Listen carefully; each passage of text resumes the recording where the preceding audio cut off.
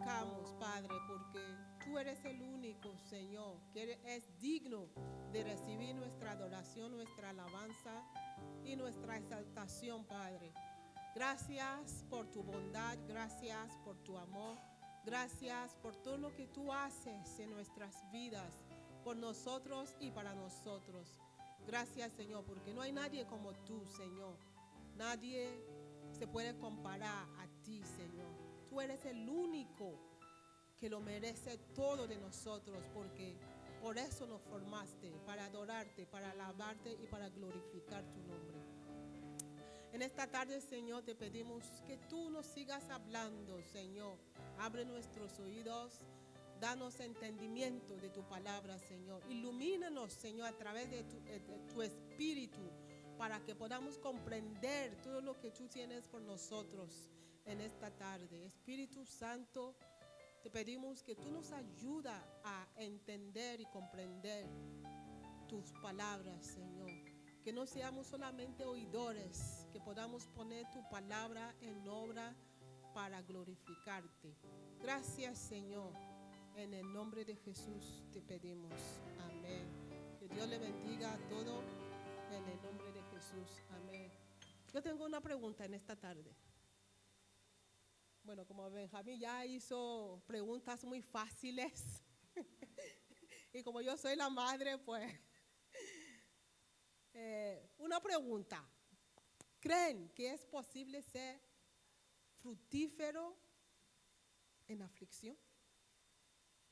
Estando afligido, tener fruto, ¿es posible? ¿Así? ¿Eso lo creen? Gloria a Dios. Bueno, como no sé si sabemos y si no lo sabemos, el primer mandamiento para Dios, o sea, de Dios para la humanidad, ¿cuál creen que es? ¿Cómo? Bueno, primer mandamiento. Eso, bueno. Si vamos a Génesis capítulo 1, en 2 versículos, en solamente Génesis capítulo 1, en versículos 22 y 28, allí Dios lo dice claramente.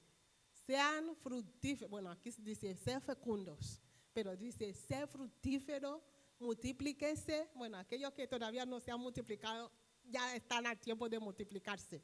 Como ve que mi hermana sigue multiplicándose y aquellos que quieren multiplicar, pues es tiempo que Dios dice, sean fructíferos y multiplicados, hermano José Carlos, multiplicados y llenar. Bueno, 28, por favor. Y los bendijo Dios y les dijo, sed fecundos. En un mismo capítulo, 2 veces. Así que para nosotros es muy importante, porque si Dios lo dice 2 veces, es súper importante, porque la palabra de Dios dice, una vez habló Dios y 2 veces lo oí, que poder de Dios es.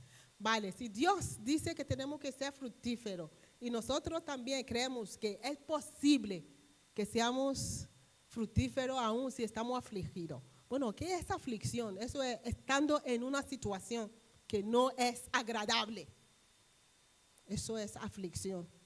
Un ejemplo de alguien que estuvo fructífero aún estando en aflicción, si alguien me lo puede decir. Una persona, ejemplo de algunos que estuvieron afligidos, pero aún en esta aflicción tuvieron mucho fruto. Job, bueno, Job, sí, José, muchos. Pero si vamos a mirar la historia de esas personas, una cosa que es muy importante es que temen a Dios, muy bien, y que Dios estaba con ellos. Eso es la diferencia. Dios está con ellos. Vale, vamos a ver, como ya sabemos que teniendo fruto no es solamente cuando la cosa no va bien, aún cuando la cosa no está bien, estamos obligados, es obligatoriamente tener fruto. No tenemos que esperar a decir, porque la Biblia dice que el que mira lo que tiene en la mano, ¿no? O el que mira, vamos a decir, el que mira el cielo, no va a sembrar. Tenemos que sembrar, sea que el tiempo es favorable o no, porque la Biblia dice que no sabemos cuál. Bueno, allí dice, echa tu pan sobre las aguas, porque no sabes cuál de eso te dará fruto. Entonces, en toda situación tenemos que tener la mente positiva de que no es mi situación que me va a hacer ser fructífero, sino la presencia de Dios conmigo. No importa dónde esté, aún puedo estar en el más profundo del hoyo, y si Dios está allí conmigo, allí seré fructífero. Amén. Bueno, ya lo hemos visto. En Génesis capítulo 41, que habla de José. Génesis capítulo 41 y versículo de 50 a 52. Y le nacieron a José 2 hijos. Bueno, allí vemos, era la historia de cuando José estaba en Egipto. Ya salió de su esclavitud, ¿no? Pero aún así estaba sirviendo a Faraón. Y dice, le nacieron a José 2 hijos antes de que llegaran los años de hambre, los que le dio a luz a Senat, hija de Potífera, sacerdote de On.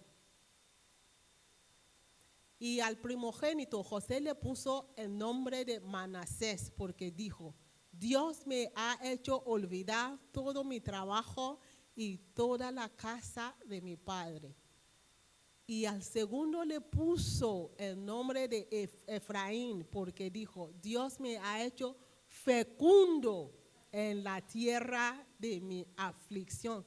Estaba en la tierra de aflicción, pero aún así Dios le hizo fructífero. Entonces eso quiere decir que, como ya había dicho, que en cualquier situación que estemos, no es la situación en sí, sino quién está de nuestro lado, quién está con nosotros o a quién nosotros estamos siguiendo.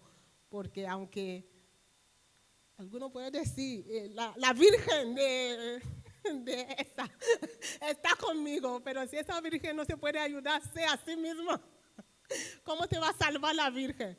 ¿Cómo te va a hacer fructífero la Virgen? Si la Virgen está estéril y no puede salir de donde está. Bueno, es el único, Dios es el único que nos puede hacer fructífera. Amén.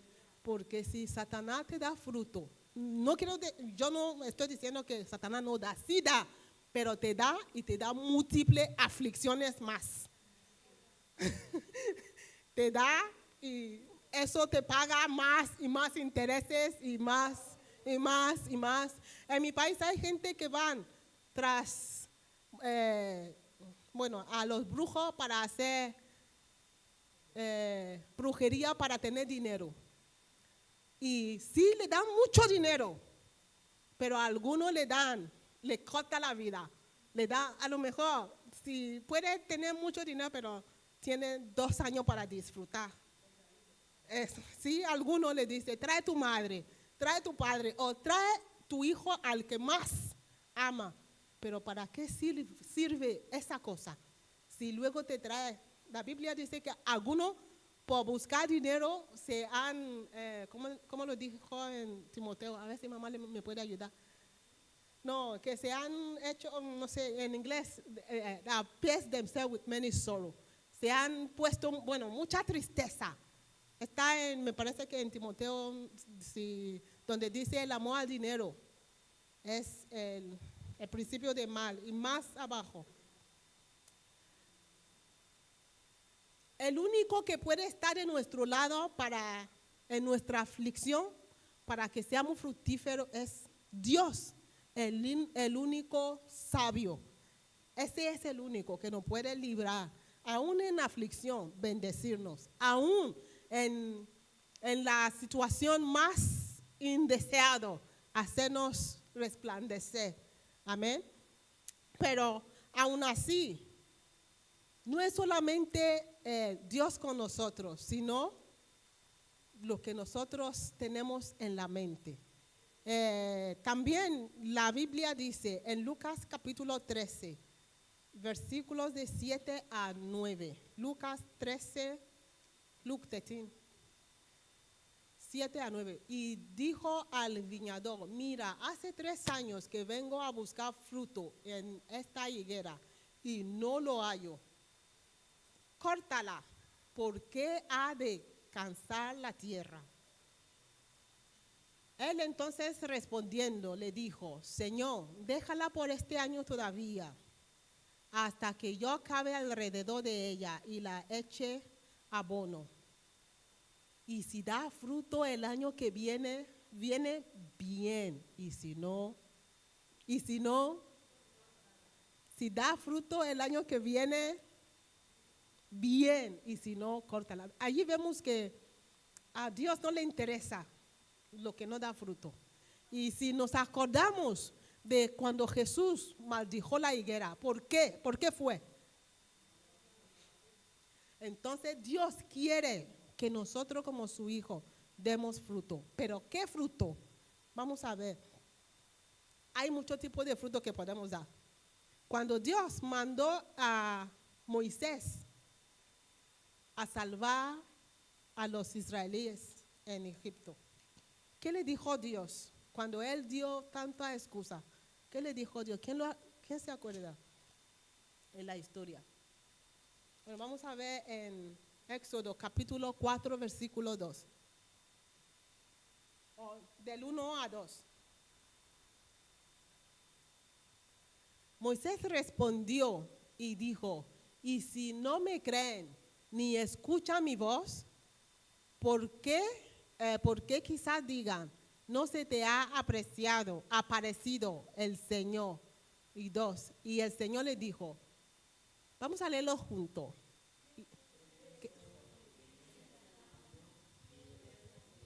Una vara.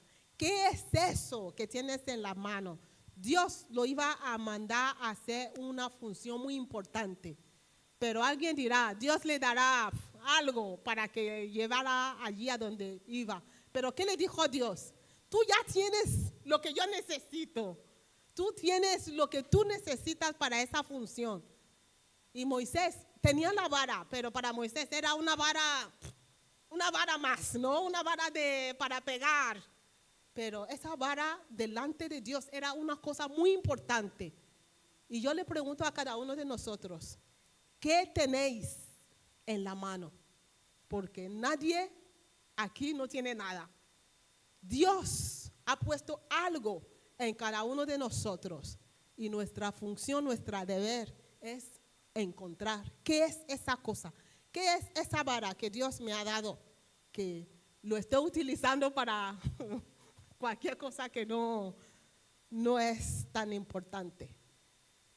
Otra cosa es, en la historia de José, si leemos cuando Faraón lo llamó para que él fuera a interpretar el sueño. No lo tengo anotado, pero si lo leen desde capítulo 40 de Génesis, me parece, ahí puede encontrar la historia. La Biblia dice que cuando fueron a llamar a José, se afeitó, se duchó y se cambió de vestido. ¿Por qué no se fue a Faraón con el vestido de prisionero? ¿Por qué? La mente. Porque José, aún allí, en esa prisión, ya era libre. Él ya tenía preparado el vestido que él ya había tenido esa visión, ¿no? Que algún día me apareceré delante de Faraón. Porque yo me pregunto, ¿de dónde sacó José esa túnica, ese vestido que él se puso para ir a ver a Faraón? Entonces, tenemos que estar preparados de antemano. No es cuando la ocasión ya llega y estamos buscando.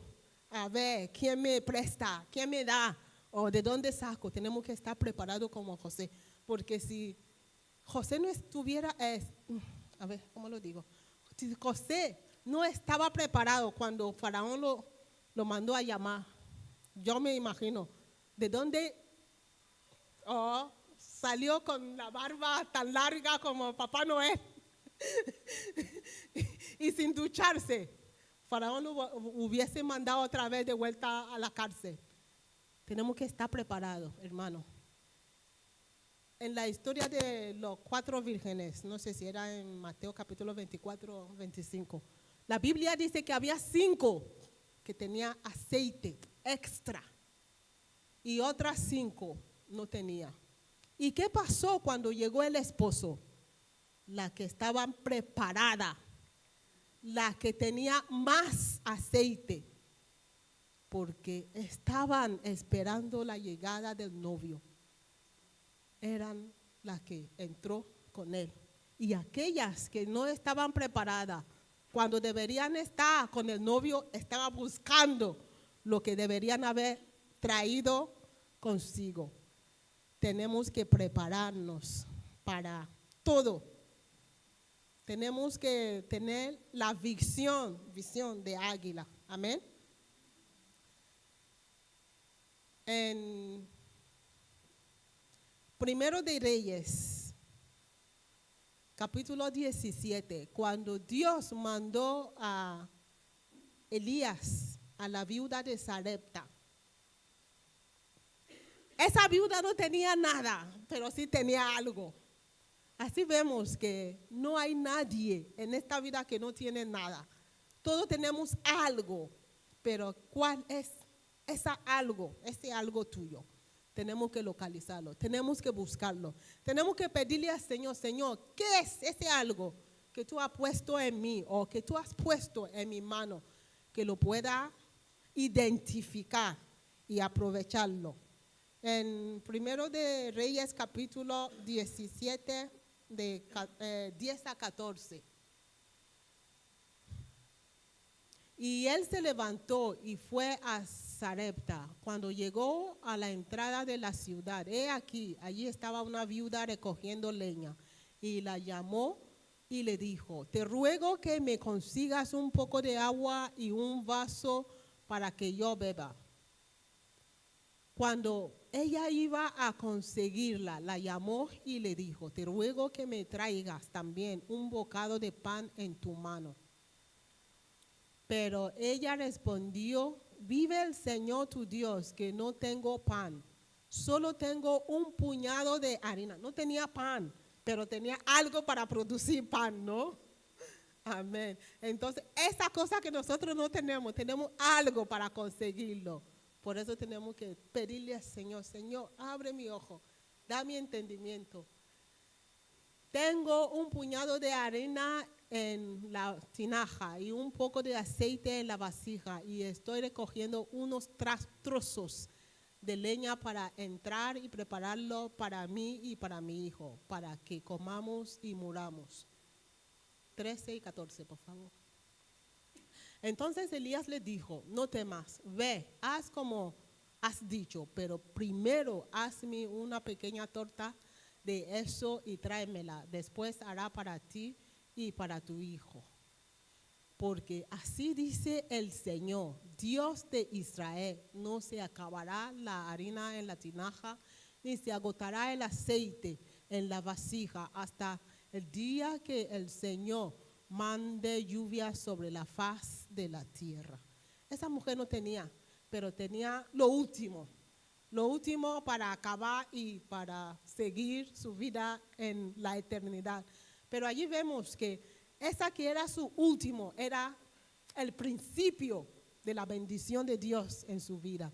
Entonces a veces lo que nosotros necesitamos es hacer sacrificio, porque lo que ella hizo allí era sacrificar su presente para el futuro. Algunos de nosotros, lo que tenemos de presente lo estamos guardando para el futuro, pero eso es como una plataforma, ¿no?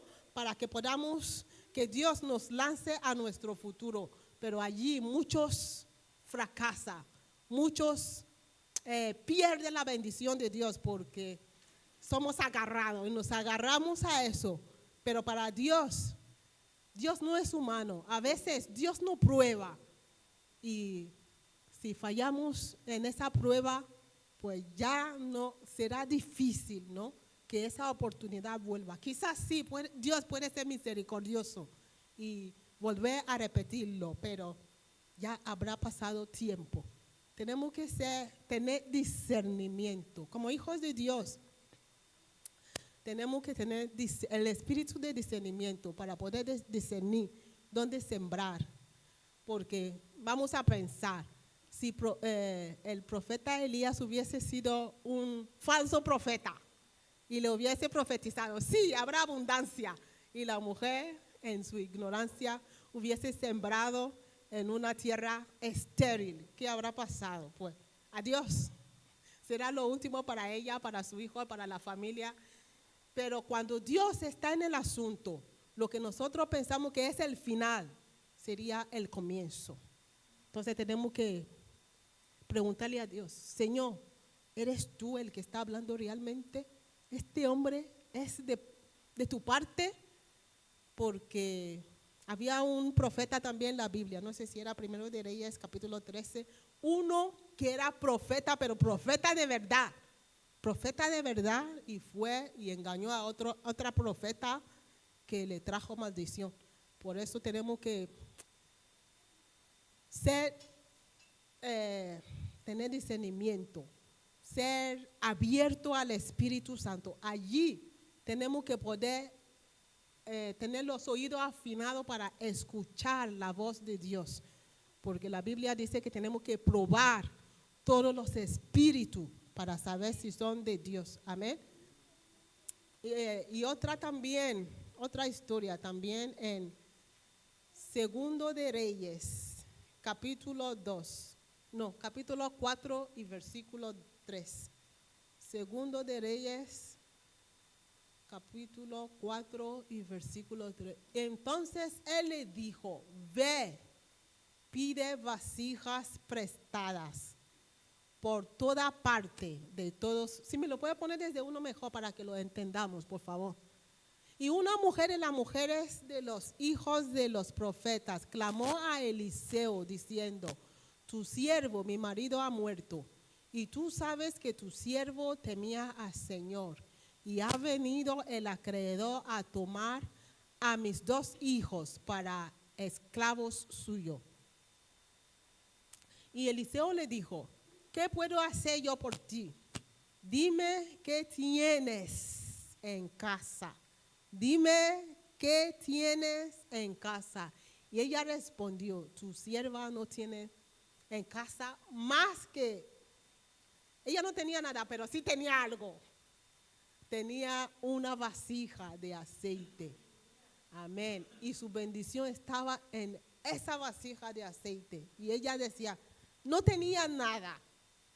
Entonces él le dijo, ve, pide vasijas prestadas por todas partes de todos los vecinos, vasijas vacías, no pidas pocas, sino pida muchas hasta que te aburras de pedir. Amén. Y luego entra, cierra la puerta, bueno, ya. Pero vemos que en toda esta historia, Dios obra con lo que nosotros ya tenemos, no lo que no tenemos, porque Dios ya nos ha dado esa bendición. Solamente hace falta la multiplicación.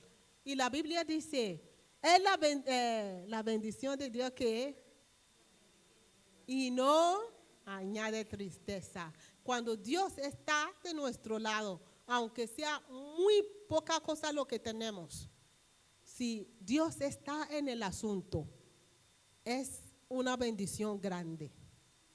Es una oportunidad para llegar a nuestro lugar donde Dios quiere que estemos. Amén. Entonces vemos que en toda esta historia no era solamente Dios obrando, sino que los hombres también tenían su parte que hacer. Como en el caso de Moisés, él tenía que usar lo que Dios ya le había dado, que era la vara. Y vemos que esa vara era lo que le volvió a llevar a donde él había salido huyendo, porque salió con miedo, ¿no? Para que Faraón no lo matara, pero cuando Dios se le apareció, él volvía con poder, con toda valentía para enfrentar a su temor. Amén. Entonces, cuando Dios está de nuestro lado, no tengamos temor. Y José, como ya había dicho, estaba preparado. Tenemos que estar preparados para todo. Como dijo Pablo a Timoteo, dice, tú predica en tiempo y fuera de tiempo. Así tenemos que estar preparados en tiempo y fuera de tiempo para todo. Pero si no tenemos Dios de nuestro lado, por favor, no nos metamos en aventura, porque será muy desastroso, ¿no? ¿Se acuerdan de los 7 hijos de uno allí en Hechos, que estaban echando fuera el demonio? Te echamos fuera en el nombre de Jesús, que Pablo y eso predicaban. Pero ¿qué pasó? Porque ellos usaban el nombre de Dios, de Jesús, pero no eran parte de Jesús. Amén. Si pensamos que Dios nos va a apoyar cuando nosotros no somos parte de Dios, nos va a ocurrir desgracia. Amén. Tenemos que estar preparados y tenemos que pedirle a Dios, Señor, ¿qué me has dado? ¿Qué es lo que tengo? Le cuento una anécdota, porque a veces lo que tenemos no es para usarlo, derrocharlo, pero si no es para un X tiempo. Vamos a pensar si esa mujer que le preparó el bocado, el pan a Eliseo, hubiese preparado esa harina antes de que llegase Eliseo, ¿qué habrá sido de la mujer y su hijo? Yo creo que habrá muerto en ese tiempo de hambruna, ¿no? Pero ella pudo reservar eso hasta el momento ideal. Había una historia que yo leí, no sé si era cierto o no, pero es muy interesante, porque dice que en un puerto donde llegan los barcos, que hay faro, ¿no? Y obligatoriamente hay que estar alguien allí preparando y encendiendo la luz, ¿no? Para que los barcos puedan llegar bien. Que ese hombre, como era muy generoso, un día fue una mujer allí y le dijo, Señor, por favor, necesito querosén, se llama, ¿no? Necesito un poquito de querosén. Y ese querosén era lo que necesita para encender. Y el hombre, como buen hombre, pues le dio a la mujer.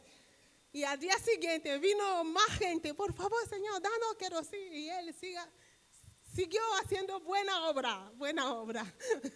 Y así sucesivamente, por varios días. Y llegó un día, ya se había acabado el querosén. Y venía barcos, pero ya no hay querosén. El hombre no podía encender la luz. Yo creo que todos sabemos el resto de la historia, ¿no? El barco con toda la gente que están allí, pues se hundieron porque se chocaron, no sabían dónde deberían ir. ¿Qué nos dice esta historia? Que tenemos que saber hasta el límite que tenemos que hacer el bien, ¿no? Jesús dice que sí, hagamos el bien, pero si eso lo que necesitamos es para otro propósito y lo usamos para un propósito que no es. Hay en Josué capítulo 1, versículo 8, la Biblia dice que este libro de la ley no se aparta de tu boca, sino que medita en ella día y noche, porque así harás prosperar. A ver, este libro de la ley no se apartará de tu boca, sino que meditarás en él día y noche, para que cuides de hacer todo lo que en él está escrito, porque entonces hará prosperar tu camino y tendrás éxito. En inglés dice, tendrás bueno éxito. Hay éxito y hay bueno éxito. ¿Qué es la diferencia? Éxito, sí, cualquier éxito. A lo mejor este éxito no es lo que Dios quiere que tú tengas. Y el bueno éxito es lo que sí Dios te ha destinado a hacer. ¿Qué quiero decir? Que si yo hago bien, a lo mejor tengo 10 euros y y me vienen 3 personas, ¿no?, que están en necesidad.